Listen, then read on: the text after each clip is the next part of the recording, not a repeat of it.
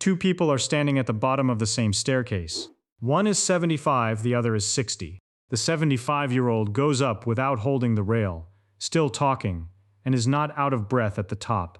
The 60-year-old takes the rail, slows halfway, and needs a moment before continuing the conversation. Neither of them is sick. Neither has a diagnosis that explains it. And the older one is not an athlete. She has never been in a gym in her life. Age is real. Bodies do change. But chronological age alone clearly does not decide what a person can physically do, because that gap has an explanation, and it is not genetics or luck. It is reserve, how much capacity a body has kept above what ordinary life actually requires. And reserve is not one thing. Strength, power, balance, and endurance are separate accounts. They decline at completely different speeds, depending on which ones your life still asks you to use. So the useful question is not how old you are. It is which of these you quietly stopped needing years ago. Start with strength, because that is where almost everyone makes the same mistake. You are active, you walk, you do the yard, you keep moving. So strength feels like something you must be maintaining, because you're clearly not sitting still. Here is the problem with that reasoning. Activity and force capacity are two different things. Your muscles do not adapt to how many minutes you moved. They adapt to how much force they were asked to produce. Walking asks for a small amount of force, repeated many times. That is genuinely valuable, and it is not the same signal. So a person can accumulate thousands of steps and still lose the capacity to produce a large force when one is suddenly needed. Now think about what strength actually buys you, because it is not what most people assume. It is not about lifting heavy things. It is about what fraction of your maximum and ordinary action consumes. Think of a bridge with a load rating. Two bridges carry the identical truck across. One is rated far above that weight, and the crossing is unremarkable. The other is rated barely above it. The truck is the same. The strain on the structure is completely different. Standing up from a low seat is the truck. Your leg strength is the load rating. For one person, that action uses a modest fraction of what their legs can produce. For another, the same action is close to a maximal effort, and they will feel it, plan for it, and eventually start avoiding it. Here's what makes this specific to aging, and it is more interesting than simple muscle loss. Strength does not decline at the same rate as muscle size. It declines faster. Studies following older adults over years have found strength falling several times faster than the muscle itself shrinks, which means you can lose meaningful capacity while your legs still look and measure much the same. Researchers gave this its own name, dynapenia, precisely because strength loss and muscle loss are not the same problem. There is a second reason: activity does not automatically preserve strength, and it is mechanical. When you walk on level ground, your legs are largely cycling through a pattern they have performed millions of times. The forces involved are modest, well below what your muscles could produce, and they barely change from step to step. Muscle adapts to the hardest thing it is regularly asked to do, not to the number of repetitions of an easy thing. So the walk maintains the capacity that walking requires. It does not maintain the capacity that a heavy suitcase requires. And you can observe your own margin without any equipment at all. Pay attention to the moment you rise from a low seat, or lift something awkward, or carry a bag up a full flight. Not whether you can do it, whether it feels routine or like something you had to gather yourself for. That feeling is your margin reporting itself, and it is more informative than any number. So the capable 75-year-old is not necessarily carrying more muscle than the struggling 60-year-old. She has kept a wider margin between what her legs can do and what her day demands of them. And margin is the entire subject of this video. If explanations like this, where an everyday difference turns out to have a mechanism underneath it, are useful to you, subscribing helps this channel reach more people. Now, the second capacity is one that most people have never thought about at all. It also disappears first. Consider two people who can both lift the same weight.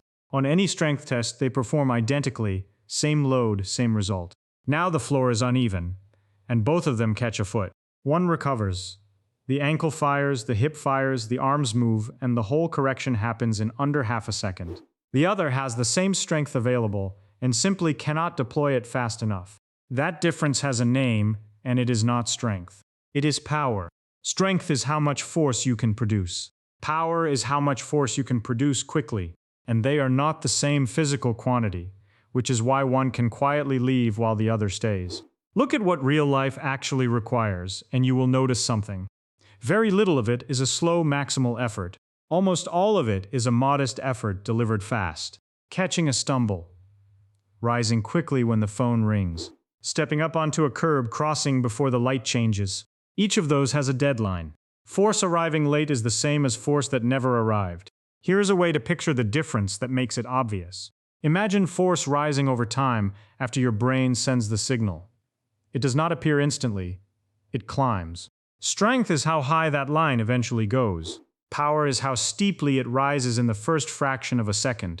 Two people can reach the same height on that graph, while one takes twice as long to get there. And most emergencies in an ordinary life are decided in that first fraction of a second before the line has finished climbing. Now the mechanism, and this one is worth understanding because it explains why power fades first. Your muscle fibers are not all alike. The faster fibers produce force at several times the rate of the slower ones. With age, those faster fibers are affected disproportionately. They shrink more, and some are lost entirely. And the reason is not really in the muscle. It is in the nerve supply. Motor neurons are lost with age, and when a nerve to a fast fiber is lost, that fiber can sometimes be rescued. A neighboring nerve reaches out and adopts it. The fiber survives, but it survives under new management. And that new nerve is usually a slow one, so the fiber converts. It keeps working, and it stops being fast. Repeat that process across decades, and the muscle gradually reorganizes towards slower contraction, which is why the measurable signature of aging shows up in speed before it shows up in strength. Researchers measure something called rate of force development, how quickly force rises after you decide to move. That number declines earlier than maximal strength does. A person can pass a strength test while already losing the fast response. And here's the part that connects directly to independence. The fall that injures someone is very often not a fall caused by weakness. It is a correction that arrived too slowly. The stumble happens to everyone. The recovery is what differs. Now, there is genuinely encouraging news attached to this, and it is well supported. Fast fibers respond to being used. Research comparing lifelong strength-trained older adults with recreationally active ones found the strength-trained group retained fast fiber characteristics much closer to young adults. You do not have to have been training for 50 years to benefit from the principle. The practical version is simply this. Somewhere in your week, something should be done with intent rather than deliberately slowly. Standing up from a chair briskly rather than gradually. Climbing a few stairs with purpose. Moving with a little snap where it is safe to do so. And that caution matters. If you have significant fall risk, balance problems, recent surgery, or a heart condition, this is a conversation with a physical therapist or your doctor before you experiment. Which raises the obvious question. If the recovery from a stumble is what matters, what actually produces that recovery? That is the third capacity, and it is the one most people misunderstand completely. Most people talk about balance as though it were a possession. Something you have, or something you lost. Balance is not a thing you own. It is a problem your nervous system solves, continuously, every second you're upright. And here's the crucial part. It gets good at the versions of that problem it actually practices. Consider what is happening while you stand still, which feels like nothing at all. Your inner ear is reporting the position and motion of your head. Your eyes are reporting where you are relative to the room. And sensors throughout your muscles, tendons, and joints are reporting where your limbs are without you looking at them. 3 separate information streams, arriving constantly, and your brain has to combine them into one answer. Then it makes constant, tiny corrections at the ankle and hip that you never notice. Standing still is not stillness. It is thousands of micro-corrections happening below your awareness. Now think about what a very predictable life does to that system. Flat floors, even lighting, slow, straight-line walking. Nothing unexpected. No reaching. No turning quickly. Under those conditions, the problem your nervous system is asked to solve becomes extremely easy. And a system that only ever solves easy problems does not maintain the ability to solve hard ones. This is why balance is genuinely use-dependent, and why it is a skill rather than a trait. The person who gardens on uneven ground, turns to reach a high shelf, steps over the dog, and walks on gravel is being tested constantly. The person who moves carefully in a straight line on a level surface is not. Both of them are moving. Only one is still practicing the responses. There is also a quiet compensation that happens here, and it is worth recognizing in yourself. When the signals from the joints and the inner ear become less reliable, the brain leans harder on the one that remains clearest vision, which works well enough during the day, on familiar ground, with the lights on. It works considerably less well at night, on a dark landing, or when you turn your head quickly and the visual scene moves. If you have noticed that walking in the dark feels different than it used to, that is not imagination, that is the compensation showing. And after 60, each of those three information streams tends to become somewhat less precise, which means the integration work gets harder at exactly the moment the practice usually stops. The practical version is not a formal balance program, though those exist and they work. It is keeping some variety in how you move, some direction changes, some reaching, some uneven ground when it is safe, standing on one leg while holding a counter, if that is appropriate for you. And genuinely, if you have fallen recently or you feel unsteady, this belongs with a professional rather than with a video. Balance training carries real risk if the starting point is wrong. So we have three capacities that determine whether a movement succeeds. The fourth determines what that movement costs you. Here's a question that sounds strange until you think about it. How expensive is it for you to carry groceries up a flight of stairs? Not whether you can, whether it is cheap or expensive. Two people can complete that identical task, and one of them will pay far more for it than the other. The currency here is oxygen, and the size of the system paying determines the price. Your cardiorespiratory capacity is the maximum rate at which your body can take in oxygen, move it through the blood, and use it in working muscle. Everything you do during the day draws against that maximum. When your maximum is large, carrying the groceries upstairs is a small withdrawal. You reach the top and continue your conversation. When your maximum has shrunk, that same task is a large withdrawal from a smaller account. Same stairs, same groceries. Completely different cost. And the person paying more is not lazy. They are running an ordinary errand on a smaller budget. The American Heart Association treats this capacity as important enough to be considered a clinical vital sign, alongside things people check far more often. Now, here is the detail that matters most for the paradox we started with. The capable 75-year-old on those stairs is almost certainly not athletic. Her maximum is not high in absolute terms. It is simply far enough above what her daily life demands. That gap between everyday effort and maximum effort is the reserve. And there is a second thing it buys you, beyond comfort during the task. A large reserve means you return to baseline quickly afterward.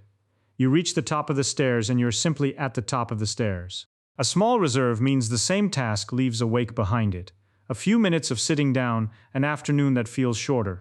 Which is why two people can both climb the stairs, and only one of them has the rest of the day intact afterward. And the reason the gap closes is rarely dramatic. It closes because nothing in a comfortable life ever approaches the upper end anymore. You walk at a conversational pace. You never hurry.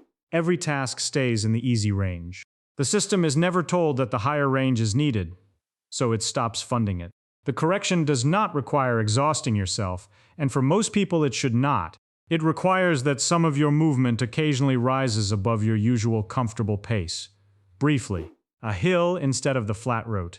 A few minutes where holding a conversation becomes noticeably harder. And the same caution applies here as with power.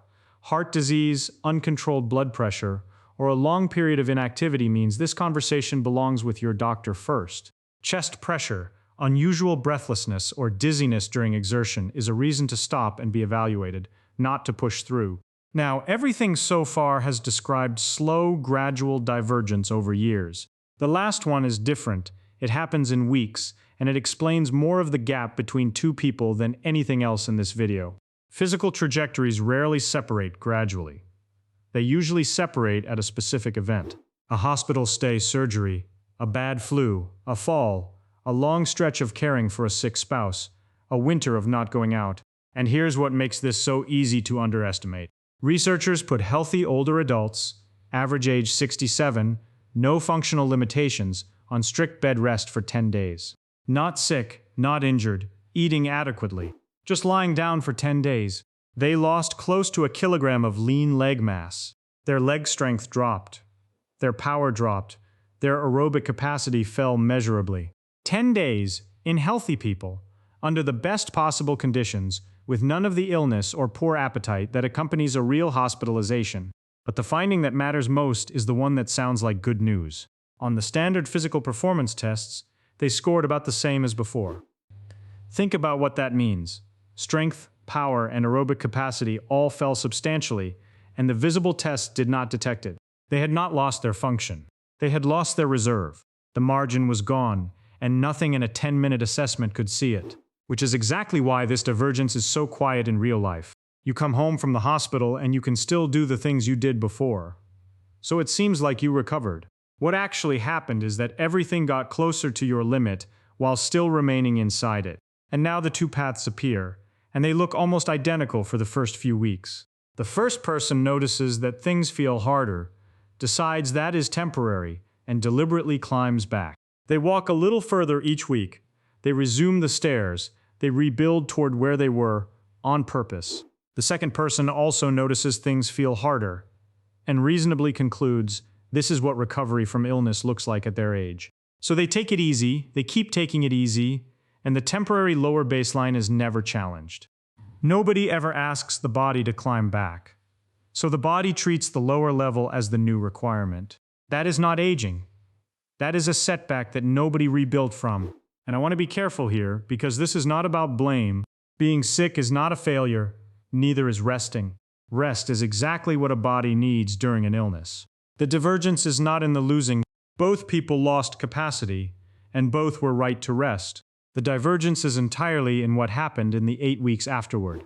This is also the most hopeful part, and it is well supported. Muscle responds to loading into the 80s and beyond. Aerobic capacity improves with training in older adults. Balance responds to practice. The body does not stop being responsive at a certain birthday. It responds to what it is asked to do, which means a setback is a temporary state unless it is treated as a permanent one. So go back to those two people at the bottom of the staircase. The 75-year-old was not beating her age. Her arteries, her muscles, and her nervous system are all 75 years old. What she has is more distance between what her body can do and what her day requires of it. Strength she still uses. Speed she still occasionally needs. Balance still being practiced. A breathing system still asked, sometimes, for more than a stroll. And a body that was helped back up after whatever knocked it down. Age changes your body. It does not stop your body from responding. Different capacities fade at different rates, and the ones that fade fastest are the ones nothing in your life requires anymore. The goal was never to move like a 30-year-old. It is to keep ordinary life comfortably below your maximum for as long as possible. So here's the question worth sitting with. What physical ability do you want your body to still consider necessary 10 years from now? Because whatever that is, it stays on the list, only if you keep asking for it.